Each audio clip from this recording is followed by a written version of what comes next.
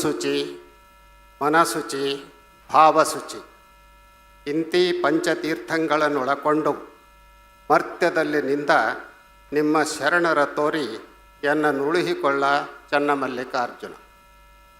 ಭಾರತ ಹಲವು ಜಾತಿ, ಭಾಷೆ, ವೇಷ, ಭೂಷಣ, ಧರ್ಮಗಳಿರುವ ವೈವಿಧ್ಯಮಯ ದೇಶ.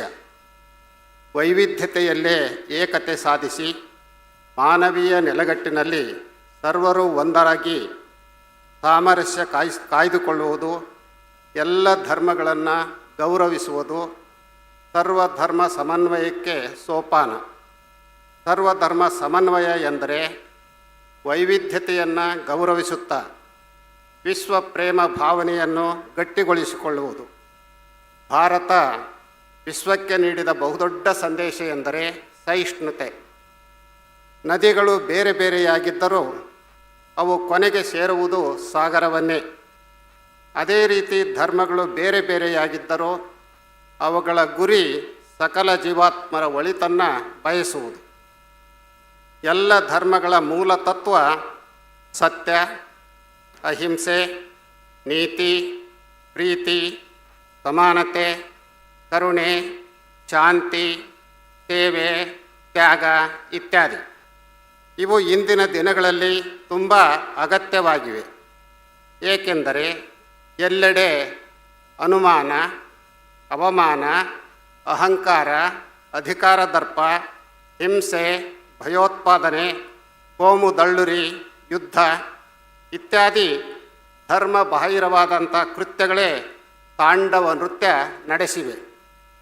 ಇವುಗಳಿಂದ ಶಾಂತಿ, ಸಹಿಷ್ಣುತೆ, ಸಮಾನತೆ, ಪ್ರೀತಿ, ಸೌಹಾರ್ದತೆ ಇಂಥ ಗುಣಗಳು ನೆಲಕಚ್ಚುತ್ತಲಿವೆ.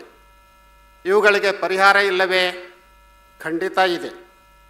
ಆಲಿ ಆಲಯದಲ್ಲಿ ಕರಿಗೊಳ್ಳಲು, ಶ್ರವಣವು ಆಕಾಶವನ್ನು ಅಡರಲು, ಉಲುಹು ನಿರ್ಭೂತ ಚಿತ್ತ ಸಮಾಧಾನವೈದಲು, ಕಾಲ ಕರ್ಮ ಭವಂಗಳ ಗೆಲುವುದಿದೇನು ಸೋಜಿಗವು ಹೇಳ ರೇವಣ್ಣ ಪ್ರಭುವೆ. ಇದು ಬಸವಣ್ಣನವರ ಹಿರಿಯ ಸಮಕಾಲೀನರಾಗಿದ್ದ ವಿಶ್ವಬಂಧು ಮರಳುಸಿದ್ಧರ ವಚನ. ಇಷ್ಟಲಿಂಗ ಪೂಜೆಯ ಮೂಲಕ ಕಾಲ ಕರ್ಮ ಭವಂಗಳನ್ನು ಗೆಲ್ಲುವ ಗುಟ್ಟು ಇಲ್ಲಿದೆ.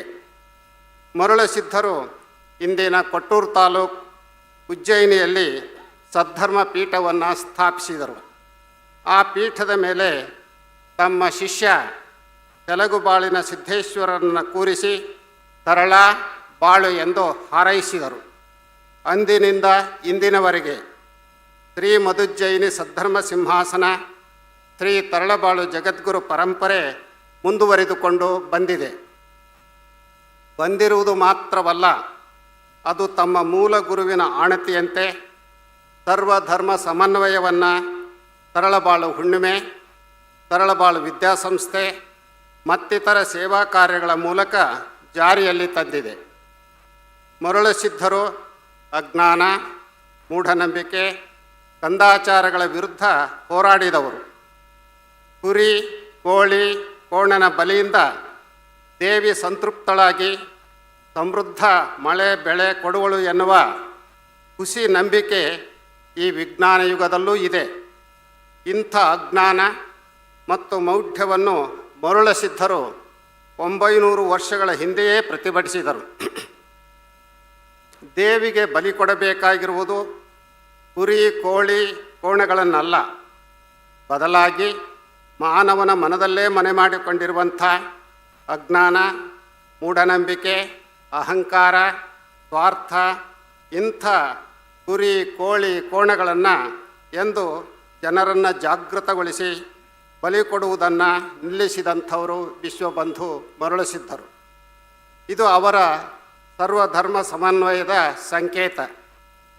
20ನೇ ತರಳಬಾಳು ಜಗದ್ಗುರು ಶ್ರೀ ಶಿವಕುಮಾರ ಶಿವಾಚಾರ್ಯ ಮಹಾಸ್ವಾಮಿಗಳವರು ಸರ್ವಶರಣ ಸಮ್ಮೇಳನ, ಅಕ್ಕನ ಬಳಗ, ಅಣ್ಣನ ಬಳಗ, ತರಳಬಾಳು ಕಲಾಸಂಘ, ತರಳಬಾಳು ಪ್ರಕಾಶನ, ಶರಣರ ಜಯಂತಿಗಳು, ಸಾಮೂಹಿಕ ಕಲ್ಯಾಣ ಮಹೋತ್ಸವ, ತರಳಬಾಳು ಹುಣ್ಣಿಮೆ, ತರಳಬಾಳು ಜಗದ್ಗುರು ವಿದ್ಯಾಸಂಸ್ಥೆ ಇಂಥವುಗಳ ಮೂಲಕ ಸರ್ವಧರ್ಮ ಸಮನ್ವಯದ ಕಾರ್ಯಗಳನ್ನು ಮಾಡುತ್ತಾ ಬಂದಿದ್ದು ಸ್ಮರಣಾರ್ಹ. ಅವರು ಭರಮಸಾಗರದಲ್ಲಿ ಮಸೀದಿ ಉದ್ಘಾಟನೆ ಮಾಡಿದ್ದು, ಸಿರಿಗೆರೆಯಲ್ಲಿ ಪೇಜಾವರ ಸ್ವಾಮಿಗಳ ಉತ್ಸವ ಮಾಡಿಸಿದ್ದು, ಅರಸೀಕೆರೆ ತಾಲೂಕಿನಲ್ಲಿ ಮಾದಿಗ ಜನಾಂಗದ ಸ್ವಾಮಿಗಳ ಉತ್ಸವಕ್ಕೆ ಅಡ್ಡಿಪಡಿಸಿದಾಗ ಮಠದ ಆನೆ ಬಿರುದಾವಳಿ ಇತ್ಯಾದಿ ಕಳಿಸಿ ಅವರ ಉತ್ಸವ ಮಾಡಿಸಿದ್ದು, ಬಸವಾದಿ ಶರಣರ ತತ್ವಗಳಿಗೆ ಬದ್ಧರಾಗಿ ಬಾಳಿದ್ದು, ಮೂಢನಂಬಿಕೆಗಳನ್ನು ವಿರೋಧಿಸಿದ್ದು, ಮಸೀದಿಯಲ್ಲಿರುವ ದೇವರೇ ಮಂದಿರದಲ್ಲಿದ್ದಾನೆ, ಮಂದಿರದಲ್ಲಿರುವವನೇ ಚರ್ಚಿನಲ್ಲಿ ಇದ್ದಾನೆ, ಹಿಂದೂ ಜನರ ದೇವರನ್ನು ನಾಶಗೊಳಿಸಬೇಕೆಂಬ ಮಹಮ್ಮದನು ತನ್ನ ಅಲ್ಲಾನನ್ನೇ ಹೊಡೆಯುತ್ತಾನೆ, ತನ್ನ ಅಲ್ಲಾಗೆ ದ್ರೋಹಿಯಾಗುತ್ತಾನೆ ಎಂದದ್ದು ಇಂಥ ಕಾರ್ಯಗಳು ಅವರ ಸರ್ವಧರ್ಮ ಸಮನ್ವಯಕ್ಕೆ ಸಾಕ್ಷಿಯಾಗಿವೆ. ತರಳಬಾಳು ಜಗದ್ಗುರು ಡಾಕ್ಟರ್ ಶಿವಮೂರ್ತಿ ಶಿವಾಚಾರ್ಯ ಮಹಾಸ್ವಾಮೀಜಿ ಅವರು ಇಂಥ ಧರ್ಮ ಸಮನ್ವಯದ ಕಾರ್ಯಗಳನ್ನು ವಿವಿಧ ಚಟುವಟಿಕೆಗಳ ಮೂಲಕ ಮುಂದುವರಿಸಿಕೊಂಡು ಬರುತ್ತಿದ್ದಾರೆ. ತನ್ನ ಧರ್ಮವನ್ನು ಪ್ರೀತಿಸಬೇಕು, ಇತರರ ಧರ್ಮಗಳನ್ನು ಗೌರವಿಸಬೇಕು, ಇದು ಭಾರತೀಯ ಸಂಸ್ಕೃತಿ. ಹಾಗಂತ ಈ ಧರ್ಮಗಳಲ್ಲಿ ಹಿಂಸೆ, ಕ್ರೌರ್ಯ, ಮೌಢ್ಯ, ಜಾತೀಯತೆ, ಅವೈಜ್ಞಾನಿಕತೆ, ಲಿಂಗಭೇದ ಇತ್ಯಾದಿ ಅಮಾನವೀಯ ಅಂಶಗಳಿದ್ದಲ್ಲಿ ಅವುಗಳನ್ನು ಗೌರವಿಸಬೇಕು ಎಂದೇನಿಲ್ಲ. ಅಂಥ ಸಂದರ್ಭದಲ್ಲಿ ಆ ಧರ್ಮದ ದೋಷಗಳನ್ನು ಹೇಳಿ ತಿದ್ದುವ ಕಾರ್ಯ ಮಾಡಬೇಕು. ಇದನ್ನು ಅನೇಕ ಧರ್ಮದೀಪಕರು ಮಾಡುತ್ತಲೇ ಬಂದಿದ್ದಾರೆ. ಹಾಗೆ ಮಾಡಿದ್ದೇ ಮತ್ತೊಂದು ಧರ್ಮದ ಉದಯಕ್ಕೆ ಕಾರಣವಾಗಿದೆ. ಬಸವಣ್ಣನವರು ತಮ್ಮ ಪೂರ್ವದಲ್ಲಿದ್ದ ಧರ್ಮಗಳಲ್ಲಿನ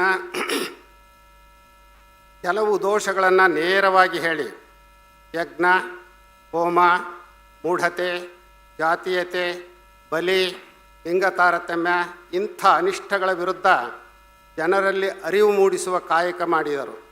ಅದು ಕಾರಣವಾಗಿಯೇ ಲಿಂಗಾಯತ ಎನ್ನುವ ಹೊಸ ಧರ್ಮ ಅಸ್ತಿತ್ವಕ್ಕೆ ಬಂದಿತು. ಇದರಲ್ಲಿ ಸರ್ವಧರ್ಮ ಸಮನ್ವಯಕ್ಕೆ ಪೂರಕವಾದ ತತ್ವಾದರ್ಶಗಳು ಇವೆ. ಅವರ ತತ್ವಾದರ್ಶಗಳಂತೆ ನಮ್ಮ ಗುರುಗಳು ದೇವಸ್ಥಾನಗಳ ಬದಲಾಗಿ ಮನುಷ್ಯನ ಮನಸ್ಸನ್ನು ಕಟ್ಟುವ ಕಾಯಕಕ್ಕೆ, ಸಾಮೂಹಿಕ ಇಷ್ಟಲಿಂಗ ದೀಕ್ಷೆಗೆ, ಸರ್ವಶರಣ ಸಮ್ಮೇಳನಕ್ಕೆ ವಿಶೇಷ ಒತ್ತು ಕೊಡುತ್ತಿದ್ದರು. ಅದೇ ಅವರ ಸರ್ವಧರ್ಮ ಸಮನ್ವಯ ಸಿದ್ಧಾಂತವಾಗಿತ್ತು. ದಯವಿಲ್ಲದ ಧರ್ಮ ಅದೇ ಉದಯ, ದಯವೇ ಬೇಕು ಸರ್ವ ಪ್ರಾಣಿಗಳೆಲ್ಲರಲ್ಲಿ, ದಯವೇ ಧರ್ಮದ ಮೂಲವಯ್ಯ, ಕೂಡಲ ಸಂಗಯ್ಯ ಅಂತೊಲ್ಲದೊಲ್ಲನಯ್ಯ. ಧರ್ಮದ ಮೂಲ ದಯೆ. ದಯೆ ಕೇವಲ ಮಾನವರ ಬಗ್ಗೆ ಮಾತ್ರ ಅಲ್ಲ, ಸರ್ವ ಪ್ರಾಣಿ ಸಂಕುಲದ ಬಗೆಗೂ ಇರಬೇಕು.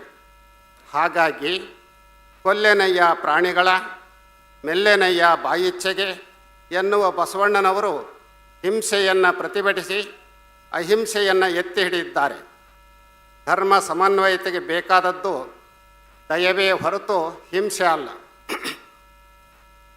ಮಾತಿನ ಮಾತಿಂಗೆ ನಿನ್ನ ಕೊಂದಹರೆಂದು ಎಲೆ ಹೋತ ಅಳುಕಂಡ, ವೇದವನ್ನೋದಿದರ ಮುಂದೆ ಅಳು ಕಂಡ, ಶಾಸ್ತ್ರ ಕೇಳಿದವರ ಮುಂದೆ ಅಳು ಕಂಡ, ನೀನತ್ತುದಕ್ಕೆ ತಕ್ಕುದ ಮಾಡುವ ಕೂಡಲ ಸಂಗಮ ದೇವ.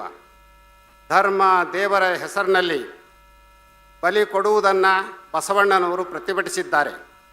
ವೇದ ಶಾಸ್ತ್ರ ಬಲ್ಲವರೇ ಬಲಿ ಕೊಡಲು ಪ್ರೋತ್ಸಾಹಿಸುತ್ತಿರುವುದನ್ನು ಕಂಡು ಬಲಿಯಾಗುವ ಪ್ರಾಣಿಗೆ ಹೇಳುತ್ತಾರೆ, ಅಂಥವರ ಮುಂದೆ ನೀನು ಅಳು, ಅತ್ತರೆ ಆ ಜನರಿಗೆ ದೇವರೇ ಶಿಕ್ಷೆ ಕೊಡುವನು ಎಂದು. ಇಲ್ಲಿ ಅಳುವುದು ಎಂದರೆ ಹೋರಾಡುವುದು, ಪ್ರತಿಭಟಿಸುವುದು. ಇದನ್ನು ಮಾಡಬೇಕಾದದ್ದು ಹೋತವಲ್ಲ, ಬದಲಾಗಿ ವೇದಶಾಸ್ತ್ರಗಳ ನೆಪದಲ್ಲಿ ಜನರನ್ನು ದಿಕ್ಕು ತಪ್ಪಿಸುವವರ ವಿರುದ್ಧ ವಿಚಾರವಂತರೇ ಬಂಡೇಳಬೇಕಾಗಿದೆ. ಸಂಪ್ರದಾಯವಾದಿಗಳು ಅನಂತ ದೇವರುಗಳನ್ನು ಸೃಷ್ಟಿಸಿ ದೇವರಿಗೂ ಜಾತಿಗಳನ್ನು ಅಂಟಿಸಿದ್ದಾರೆ. ಬೇರೆ ಬೇರೆ ವರ್ಗ ವರ್ಣದವರಿಗೆ ಬೇರೆ ಬೇರೆ ದೇವರು. ಕೆಲವರ ದೇವರು ಶ್ರೇಷ್ಠ, ಮತ್ತು ಕೆಲವರ ದೇವರು ಕನಿಷ್ಠ.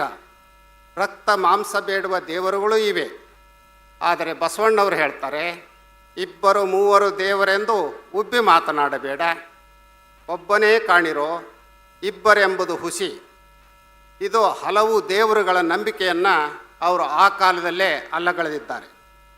ಸ್ಥಾವರ ಕಳಿವುಂಟು ಜಂಗಮ ಕಳಿವಿಲ್ಲ ಎನ್ನುವ ಬಸವಣ್ಣನವರು ಸ್ಥಾವರ ದೇವರ ಬದಲು ಜಂಗಮ ದೇವರ ಬಗ್ಗೆ ಮಾತನಾಡಿದ್ದಾರೆ. ಗುಡಿ ಕಟ್ಟಿಸಿ ವಿಗ್ರಹ ಪ್ರತಿಷ್ಠಾಪಿಸುವವರಿಗೆ ಅವರು ಹೇಳುವುದು ದೇಹವೇ ದೇವಾಲಯ ಎಂದು. ಅಲ್ಲಮ ಪ್ರಭುದೇವರು ಈ ವಿಚಾರದಲ್ಲಿ ತುಂಬ ಕಟುವಾಗಿ ಮಾತನಾಡಿದ್ದಾರೆ. ಕಲ್ಲಿನಿಂದಲೇ ದೇವಾಲಯ ಕಟ್ಟಿಸಿ ಅಂಥ ಕಲ್ಲಿನಿಂದಲೇ ದೇವರ ಮೂರ್ತಿ ಮಾಡಿಸಿ ಅದನ್ನು ದೇವಾಲಯದೊಳಗೆ ಪ್ರತಿಷ್ಠಾಪನೆ ಮಾಡುವರು. ಅಕಸ್ಮಾತ್ ಗೋಡೆಯ ಕಲ್ಲು ದೇವರ ಕಲ್ಲಿನ ಮೇಲೆ ಬಿದ್ದರೆ ನಿಮ್ಮ ದೇವರು ಎತ್ತ ಹೋದರು ಎಂದು ಪ್ರಶ್ನಿಸಿದ್ದಾರೆ.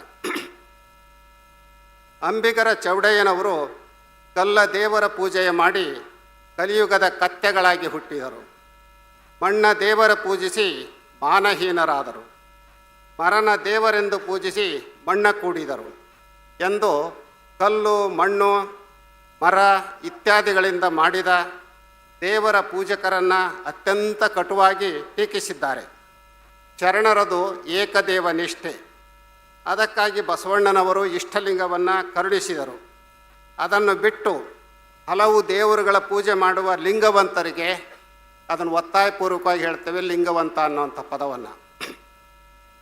ಅವರು ಹೇಳಿದ್ದು ದೇವನೊಬ್ಬ ನಾಮ ಹಲವು, ಪರಮ ಪತಿವ್ರತೆಗೆ ಗಂಡನೊಬ್ಬ, ಮತ್ತೊಂದಕ್ಕೆ ಎರಗಿದಡೆ ಕಿವಿ ಮೂಗ ಕೊಯ್ಯುವನು, ಹಲವು ದೈವದ ಎಂಜಲ ತಿಂಬುವವರನು ಏನೆಂಬೆ ಕೂಡಲ ಸಂಗಮ ದೇವ. ಪತಿವ್ರತೆಗೆ ಒಬ್ಬನೇ ಗಂಡ ಇರುವಂತೆ ಭಕ್ತನಿಗೆ ಒಬ್ಬನೇ ದೇವರು. ಆ ದೇವರಿಗೆ ಹೆಸರು ಬೇರೆ ಬೇರೆ ಇರಬಹುದು, ಆದರೆ ಭಕ್ತರು ಇಂದಿನ ಕಂಪ್ಯೂಟರ್ ಯುಗದಲ್ಲೂ ಅದೆಷ್ಟು ದೇವರುಗಳನ್ನು ಪೂಜಿಸುತ್ತಿದ್ದಾರೆ. ಆ ದೇವರಿಗಿಂತ ಈ ದೇವರು ಶಕ್ತಿಶಾಲಿ ಎಂದು ಅದು ಎಷ್ಟೇ ದೂರದಲ್ಲಿದ್ದರೂ ಅಂಥ ದೇವಾಲಯ ಹುಡುಕಿಕೊಂಡು ಹೋಗುವರು. ಅವರಿಗೆ ಏಕದೇವ ನಿಷ್ಠೆ ಇಲ್ಲ. ಹಾಗಾಗಿಯೇ ಇಂದು ಎಲ್ಲ ಕಡೆ ಹೊಸ ಹೊಸ ದೇವಾಲಯಗಳು ತಲೆ ಎತ್ತುತ್ತಲಿವೆ.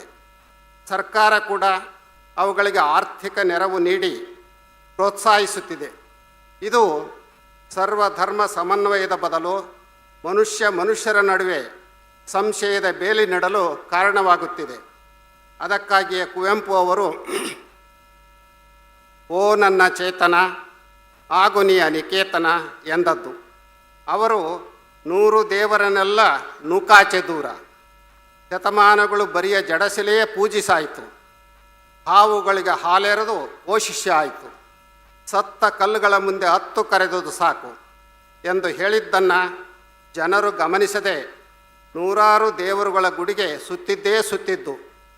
ವಿಶ್ವ ಮಾನವ ಸಂದೇಶದಲ್ಲಿ ಮನುಜ ಮತ, ವಿಶ್ವಪಥ, ಸರ್ವೋದಯ, ಸಮನ್ವಯ, ಪೂರ್ಣದೃಷ್ಟಿ ಎಂದು ಕುವೆಂಪು ಅವರು ಹೇಳಿದ್ದು ಧರ್ಮಾಂಧರ ತಲೆಗೆ ಹೋಗುವುದೇ ಇಲ್ಲ.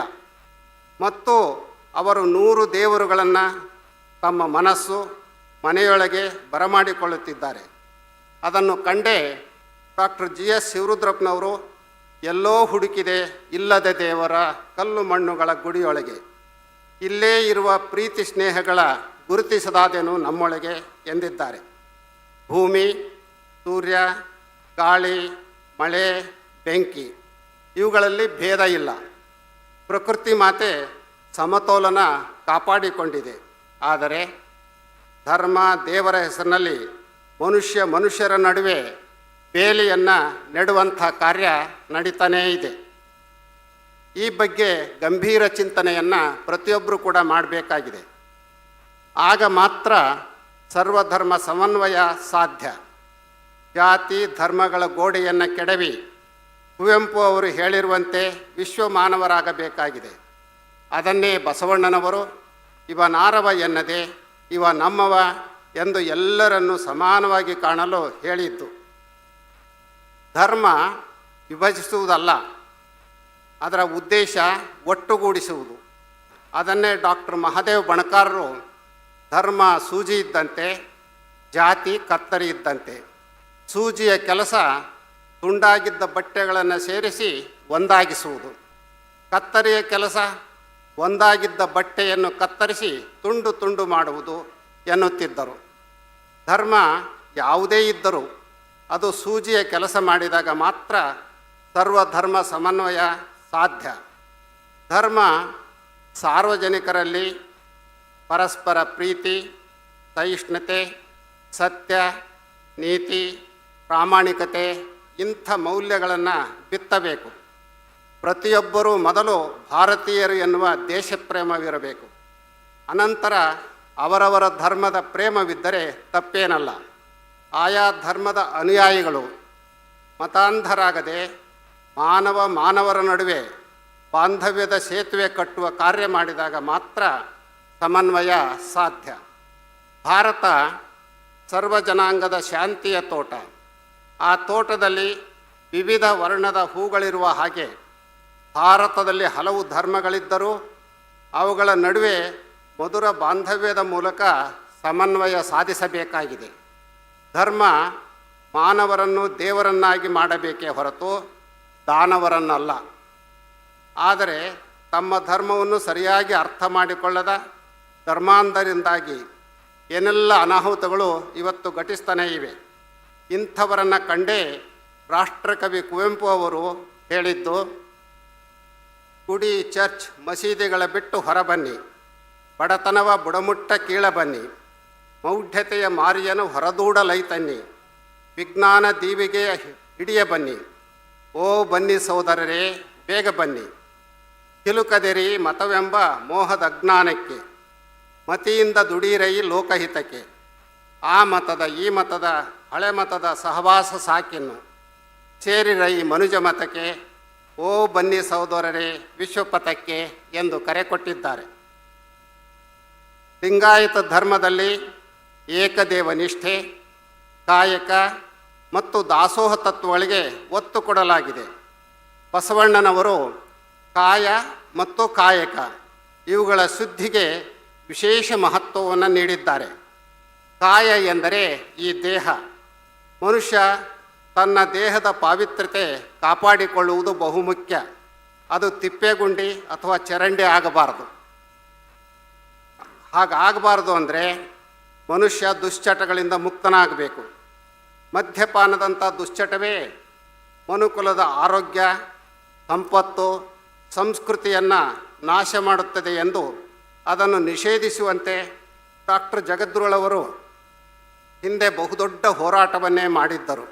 ಆದರೆ ಯಾವ ಸರ್ಕಾರಗಳು ಈ ಬಗ್ಗೆ ಗಮನಹರಿಸದೆ ಮತ್ತಷ್ಟು ಮದ್ಯದಂಗಡಿಗಳಿಗೆ ಅನುಮತಿ ನೀಡುತ್ತಿರುವುದು ಏನನ್ನು ಸೂಚಿಸುತ್ತಿದೆ? ಇದು ಸಹ ಸರ್ವಧರ್ಮ ಸಮನ್ವಯಕ್ಕೆ ಬಹುದೊಡ್ಡ ಪೆಟ್ಟು ಕೊಡುತ್ತಿದೆ. ಆಗ ಕಾಯವೇ ಕೈಲಾಸವಾಗಲು ಹೇಗೆ ಸಾಧ್ಯ? ಕೈಲಾಸ ಎಂದರೆ ಆನಂದ. ಅದಕ್ಕೆ ಬೇಕಾದುದು ನಡೆನುಡಿ ಸಿದ್ಧಾಂತ, ಆದರ್ಶ ಬದುಕು. ಅದನ್ನೇ ಮತ್ತೊಂದು ಅರ್ಥದಲ್ಲಿ ಕಾಯಕವೇ ಕೈಲಾಸ ಎಂದು ಶರಣರು ಹೇಳಿದ್ದಾರೆ. ಹೀಗೆ ಮನುಷ್ಯ ಕಾಯ ಮತ್ತು ಕಾಯಕ ಶುದ್ಧಿಗೆ ಒತ್ತು ಕೊಟ್ಟರೆ ಸರ್ವಧರ್ಮ ಸಮನ್ವಯ ತನ್ನಿಂದ ತಾನೇ ಸಾಧಿತವಾಗುತ್ತೆ. ಇವತ್ತು ವೈಜ್ಞಾನಿಕವಾಗಿ ಅದ್ಭುತ ಪ್ರಗತಿಯಾಗಿದೆ.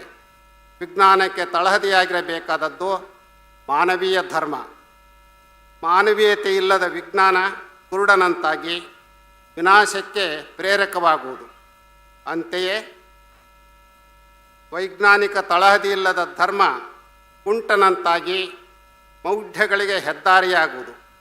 ತನ್ನ ಧರ್ಮವೇ ಶ್ರೇಷ್ಠ ಎನ್ನುವುದಕ್ಕಿಂತ ತಾನು ಶ್ರೇಷ್ಠ ಗುಣಗಳ ಮನುಷ್ಯನಾಗುವುದು ಬಹಳ ಮುಖ್ಯ. ಧರ್ಮ ಎಂದರೆ ಗುಡಿ, ಚರ್ಚು, ಮಸೀದಿ, ಪೂಜೆ, ಅಡ್ಡ ಉದ್ದ ನಾಮ ಇತ್ಯಾದಿಗಳಲ್ಲ. ಬದಲಾಗಿ ಆದರ್ಶ ಬದುಕನ್ನು ನಡೆಸುವುದು ಮತ್ತು ಇತರರಿಗೆ ಅದೇ ಅವಕಾಶವನ್ನು ಕಲ್ಪಿಸುವುದು. ಕಾಯಕವೇ ಕೈಲಾಸ ಎನ್ನುವ ತತ್ವ ಅನುಭವ ಮಂಟಪದ ಧ್ಯೇಯವಾಕ್ಯವಾಗಿತ್ತು. ಕಾಯಕ ಮಾಡಲು ಆರೋಗ್ಯ ಚೆನ್ನಾಗಿರಬೇಕು.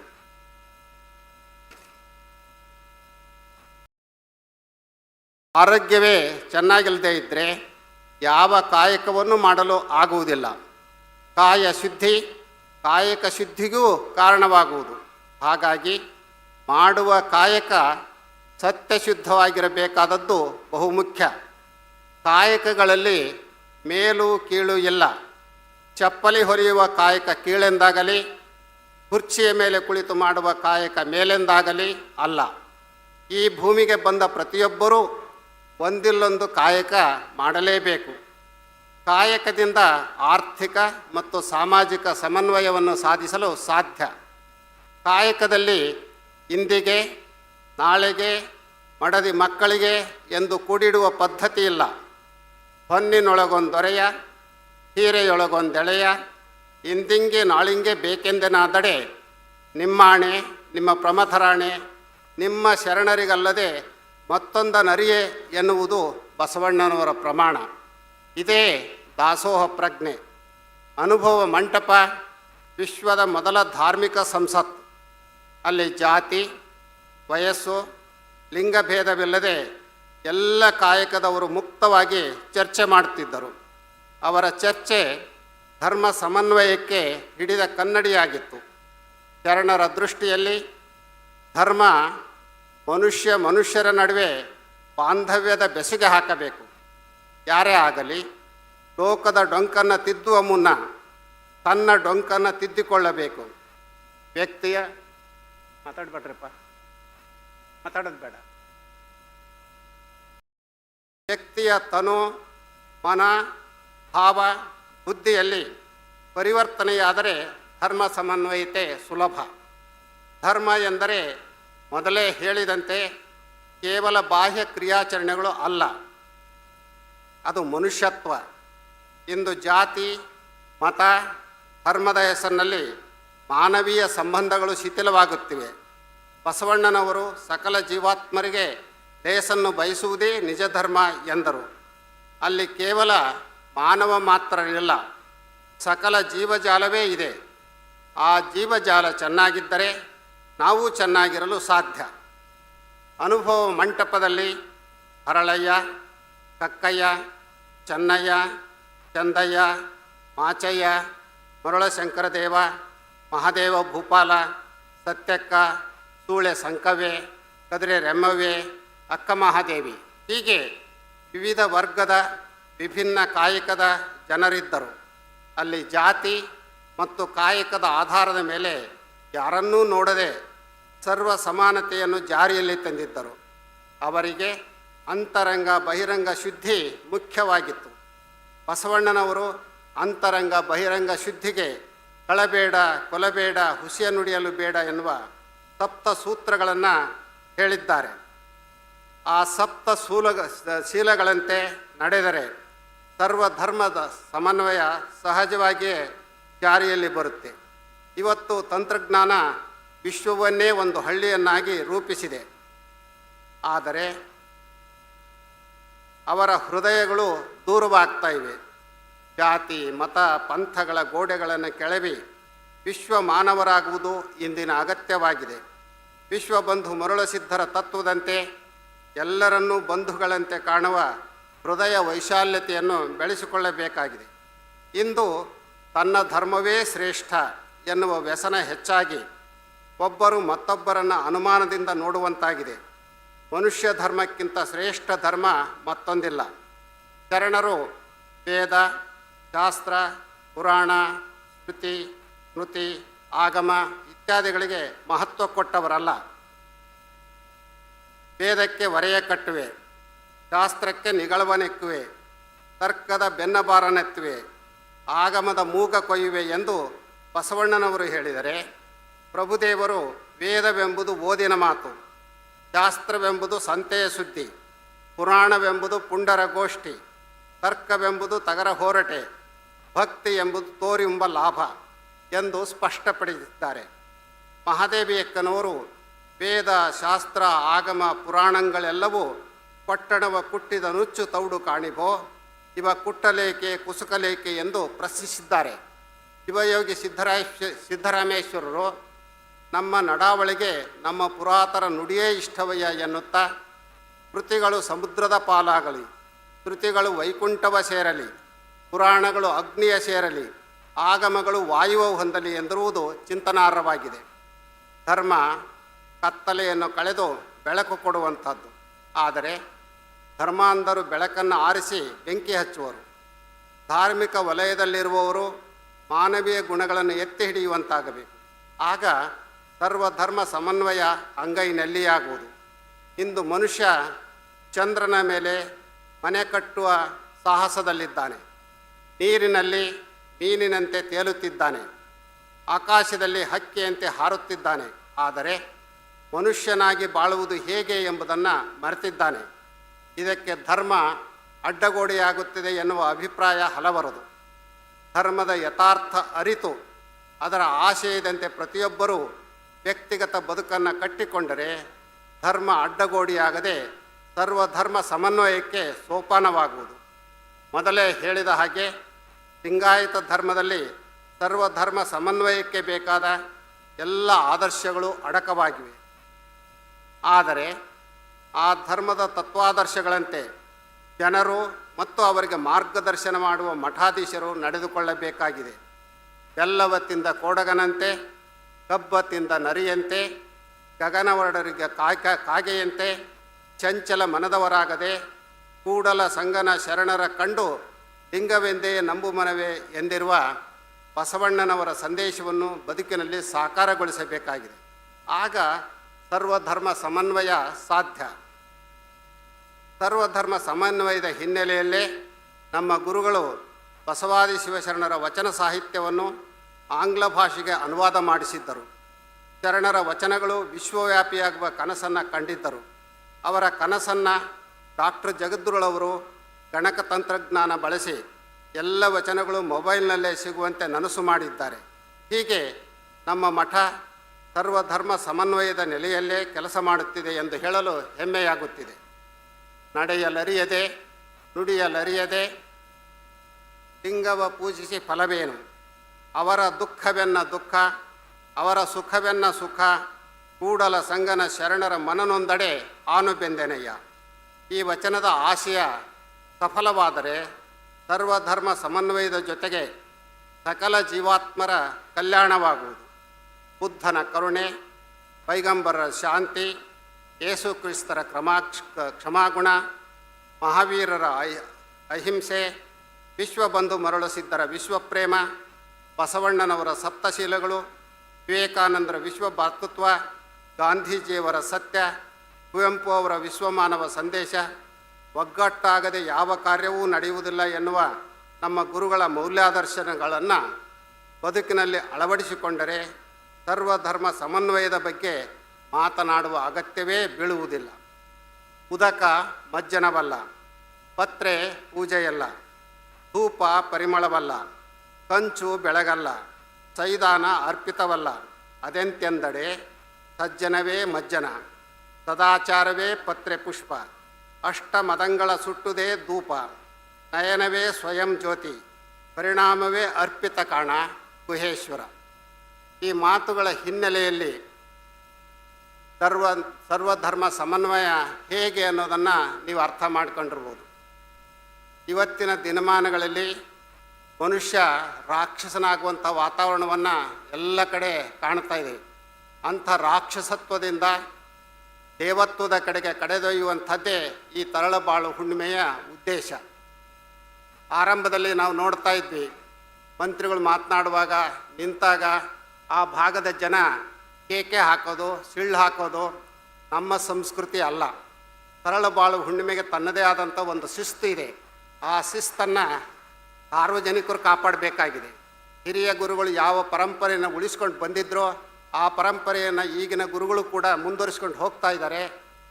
ಅದಕ್ಕೆ ಭಕ್ತರಾದಂಥವರು ಕೂಡ ಬೆಂಬಲವನ್ನು ನೀಡಬೇಕು ಅಂತ ಸೂಚ್ಯವಾಗಿ ಹೇಳ್ತಾ, ಭದ್ರಾವತಿಯಲ್ಲಿ ಹಿಂದೆ ತರಳಬಾಳ ಹುಣ್ಣಿಮೆ ಆದಾಗಲೂ ಕೂಡ ನಾವು ಭಾಗವಹಿಸಿದ್ವಿ. ಈ ಸಾರಿ ನಾವು ಭಾಗವಹಿಸ್ತೀವಿ ಅನ್ನುವಂಥ ನಂಬಿಕೆ ನಮಗಿರಲಿಲ್ಲ. ಆದರೆ ಗುರುಗಳ ಆಶೀರ್ವಾದ, ನಿಮ್ಮೆಲ್ಲರ ಬಯಕೆಯಿಂದ ಈಗ ತಾನೇ ಹೇಳಿದೆ ಕೇಕೆ ಹೊಡೆಯೋದು ನಮ್ಮದಲ್ಲ ಅಂತ. ಆದರೂ ಕೂಡ ನೀವು ಮತ್ತೆ ಹೊಡೆದಿದ್ರೆ ಅದನ್ನು ತಪ್ಪು ಅಂತ ಹೇಳಲ್ಲ. ಈ ಹುಣ್ಣಿಮೆ ಇಲ್ಲಿ ನಡೀಲಿಕ್ಕೆ ಭದ್ರಾವತಿಯ ಎಲ್ಲ ಜನರು ಬಹಳ ಭಕ್ತಿ ಗೌರವವನ್ನು ಸಲ್ಲಿಸಿ ಶ್ರದ್ಧೆಯಿಂದ ದುಡಿಮೆ ಮಾಡಿದ್ದಾರೆ. ಹಾಗೆ ದುಡಿಮೆ ಮಾಡಿದಂಥ ಎಲ್ಲ ಭಕ್ತರಿಗೆ ಬಹಳ ಜನ ಹೇಳ್ತಾ ಇದ್ದಾರೆ ಇದು ಒಂದು ಇತಿಹಾಸವನ್ನು ಪ್ರಾರಂಭ ಮಾಡಿದೆ ಅಂತ. ಅದು ಯಾವ ಇತಿಹಾಸವೋ ನಮಗೆ ಗೊತ್ತಿಲ್ಲ. ಇಲ್ಲಿ ಏನು ಮತ್ತೆ ಆ ಕಂಪ್ನಿ ಉದ್ಧಾರ ಆದರೆ ಮೊದಲಿನಂತೆ ಅದು ಕೆಲಸ ಮಾಡೋವಂತಾದರೆ ಅದು ನಿಜವಾದಂಥ ಇತಿಹಾಸ ಆಗುತ್ತೆ. ಅಂಥ ಇತಿಹಾಸವನ್ನು ನಮ್ಮ ರಾಜ್ಯ ಸರ್ಕಾರ, ಕೇಂದ್ರ ಸರ್ಕಾರ ಒಟ್ಟಾಗಿ ಮಾಡಲಿ ಅಂತ ಹಾರೈಸಿ ಎಲ್ಲರಿಗೆ ಶುಭವನ್ನು ಕೋರಿ ಮಾತುಗಳನ್ನು ಮುಕ್ತಾಯಗೊಳಿಸ್ತೀವಿ.